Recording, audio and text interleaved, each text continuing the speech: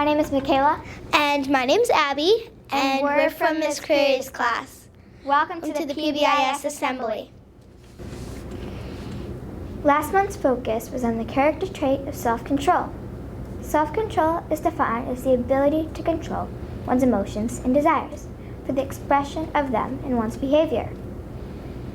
So in short, taking a deep breath when things don't go your way and thinking before you speak or act. It's doing what you may not want to do because you know it's important and the right thing to do. This month we are working on taking initiative. When you show initiative, you do things without being told. You find out what you need to know, you keep going when things get tough, and it's taking advantage of opportunities that others may pass by. A good example of taking initiative would be starting your work right away without being asked, or helping out at home when you see something needs to be done. Today's assembly will have all the components we've been sharing with you throughout the school year.